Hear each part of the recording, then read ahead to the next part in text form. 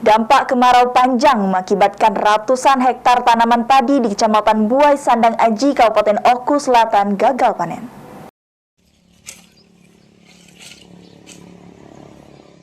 Beberapa desa di Kecamatan Buai Sandang Aji, Kabupaten Oku Selatan saat ini mulai memasuki panen padi. Namun hasil panen padi kali ini menurun drastis karena pasokan air untuk mengaliri tanaman padi terlalu sedikit. Jika pada musim sebelumnya mampu menghasilkan puluhan ton gabah per hektarnya, pada panen kali ini hanya mampu menghasilkan 2/3% dari panen sebelumnya.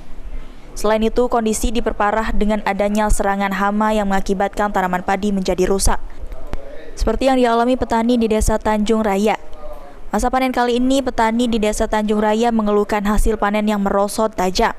Mereka mengalami kerugian akibat rusaknya padi karena hama dan kurangnya air.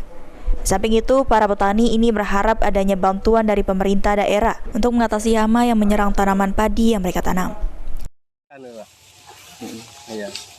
Ini karena apa Pak, penyebabnya Pak? Banyak ini. Apa diantaranya? Pertama air. Di sini kan lahannya bukan irigasi, tak ada hujan. Jadi untuk utaman air benerkan dari atas. Itu dampak dari kekeringan ini berapa persen itu penurunan hasil dari biasanya?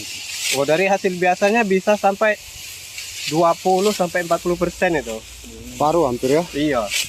Panen ini gara-gara apa ini? Kekeringan kurang banyu. Kurang air ya? Ya. Karena musim kemarau ya? Iya, karena kemarau jadi kekeringan air. Karena kita nggak ada saluran banyu. Jauh dari air besar.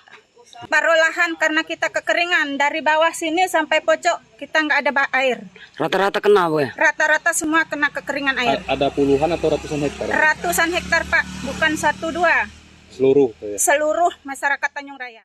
Sri Fitriana, PAL TV.